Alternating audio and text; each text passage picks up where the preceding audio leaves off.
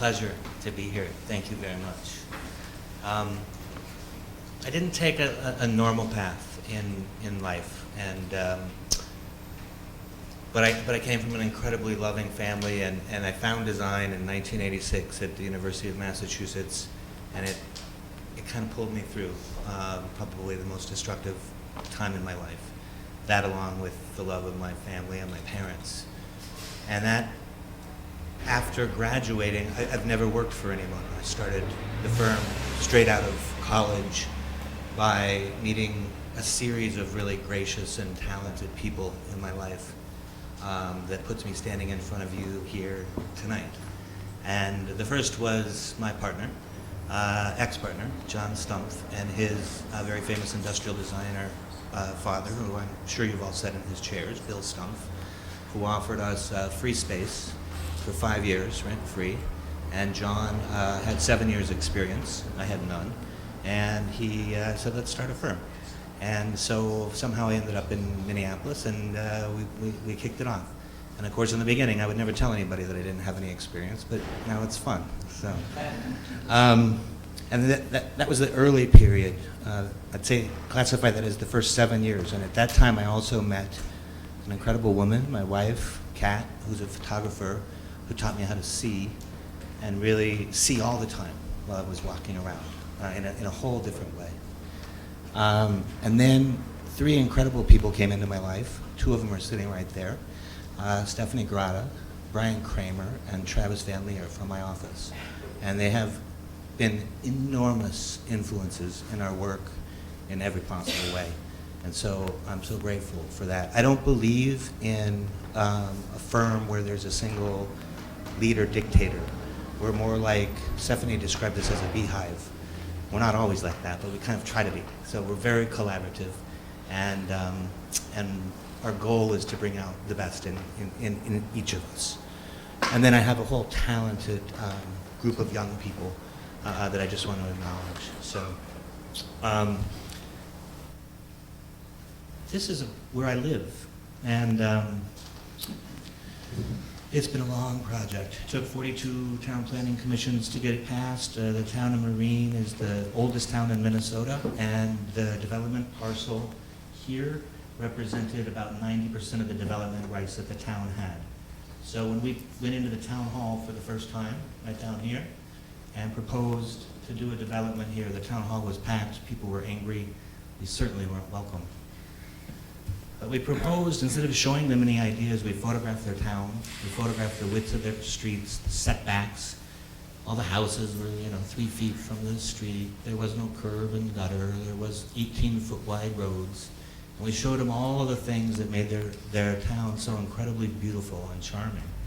And then we explained to them how their code that had been rewritten by a civil engineer made it impossible today, if we wanted to rebuild their town, that we could never build it, because of their code prevented us from building such a place. And there was this weird silence in the room. And then 42 town meetings later, I think about 27, we became pretty good friends in there. But certainly it shifted. This was me this year right after voting for Barack, so I had to throw it in there because I was happy, right outside the town hall. And this is the Lutheran church. I think my family is like the only one that doesn't go here, but they haven't thrown us out of town yet. So. These are all the buildings on the National Historic Registry that we used as the architectural precedents for the project. And then the site, this is actually about 10 feet outside my front side door.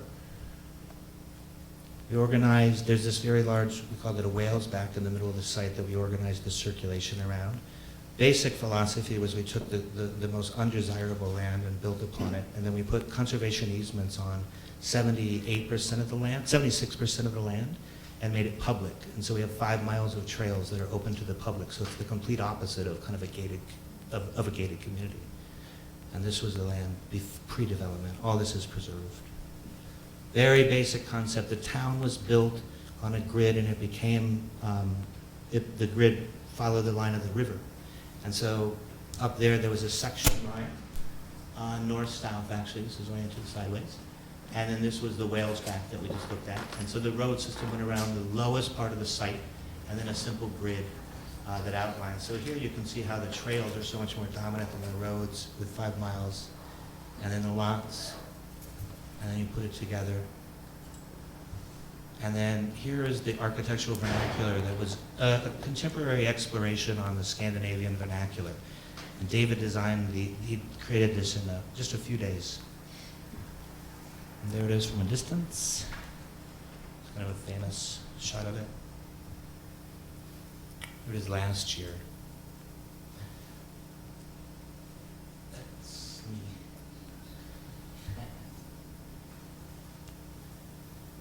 This is such a fun puzzle of placement of architecture on a piece of land, because whoever came first had the right. So when we place the next house, you have to respect the house that was next to you. And that's been a very interesting process to educate new buyers as they come. And also when a new buyer comes to Jackson Meadow, they have to work, in essence, with myself and my firm and David, which is very different than a client that seeks us out as a social experiment on design and offering people great design. But when you tell them they have to use a particular person, there's a small percentage of people that resist it. The majority of them actually love it, and they think great. It's gorgeous in the snow.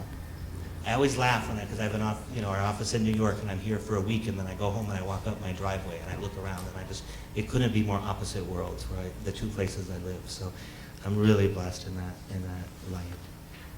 And then once the placement, we have these very minimal interventions, again, of the same philosophy that our firm was founded on and continues to be built around.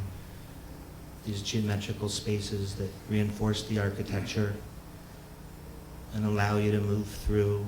That's a structure built for orchids, and little blue stem.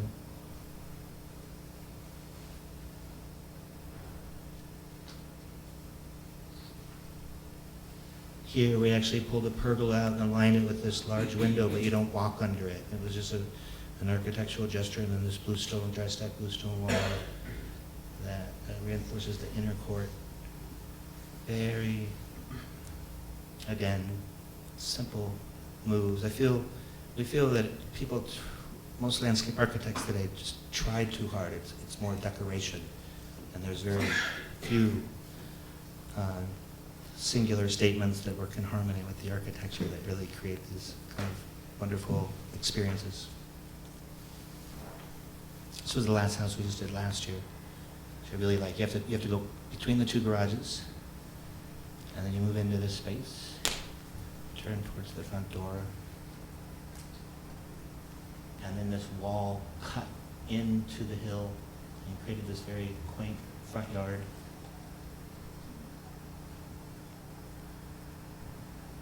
And that was my son looking for crawdads in the retention pond.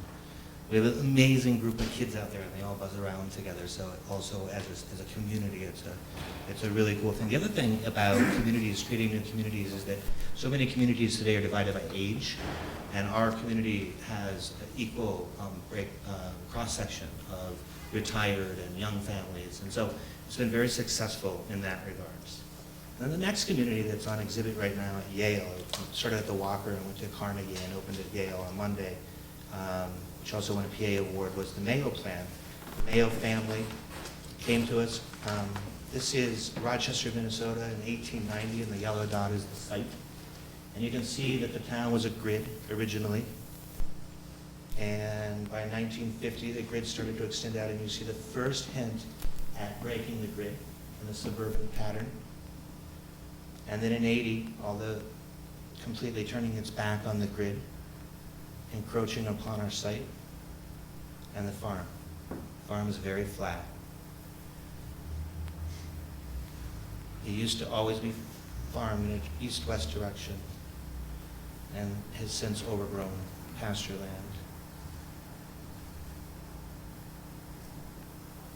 Local nearby barns often had a vernacular of two materials separated by the fenestration. And here you see farm, east and west. The black is the tree line, north-south tree line, east-west tree line, and these sinkholes. They came to us with this engineered plat, and they said, you can't change anything. We spent 2 years getting this approved. And this was the civil engineer's idea of a cluster development. But as you can tell, no, the roads don't relate to the lines inherent either in the history of the site or the existing physical conditions of the site. It's simply a pattern that was created in a civil engineer's office in the cul-de-sac, where the roads, the lots orient around a particular round road that doesn't have anything to do with the path of the sun, or make sure that your house doesn't relate to the house next to you, because it's only interested in orienting towards the road, just completely meaningless. And then they plant the road with trees and reinforce it even further. So they said, okay, we want you to create a legacy for us, but you can't change a lot line, you can't change a road. They're platted, they're built. But you can't change the architecture and you can't change the landscape, and we didn't want to do it. But we had a really cool night, and Brian was like so unbelievably influential in this concept. Never forget walking over to my desk with this diagram, these long lines, and we came up with this system. So the first thing we decided to do was plant the whole site with a 5-foot tall grass, like corn, that originally was on the site, to erase all the lot lines.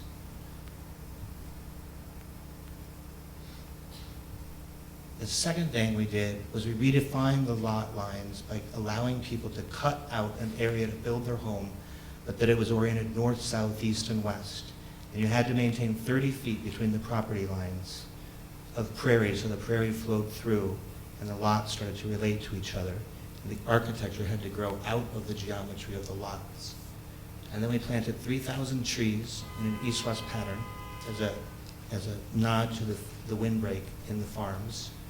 And now moving through the system, this biomorphic, kind of meaningless system of roads all of a sudden became this very interesting dynamic experience. And then these long fences to walk along. So some of my favorite studies this is putting them all together, are these kind of before and after. So this was in the woods, and here you see, when you have a cul-de-sac, none of these houses, they cannot relate to each other in the current philosophy of suburbia. Now here, because we were in the woods, we minimized the lots, and there was these round sinkholes. We actually had circular lots in the woods. There should have never been any houses built in the woods, but we couldn't talk them out of it. This is the before and after. And then there was these large, large lots that were way oversized. And here we did these long stripes. Because when you're driving through the farm, the rural country, and you see a field of corn next to a field of wheat, that verticality is what makes you notice the grade change. And this is where your eye always goes. So these long cutouts that you could then create detached structures for the architecture to grow out of. And there's the before and after. But my favorite, by far, is the village of this exploration of the cul-de-sac.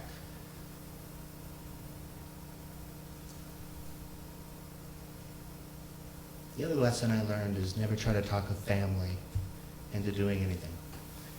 Because 3 of them wanted to do it and 3 of them didn't want to do it, and ultimately there was a lawsuit. The New York Times did a big article on it. One of the sisters was running around Rochester buying all the newspapers and hiding them in her car because she didn't want anybody to see them, and ultimately we didn't get to build the project. But it was still so much opportunity and wonderful grew out of it, including the exhibition now that started at the Walker and we hope continues to circulate around.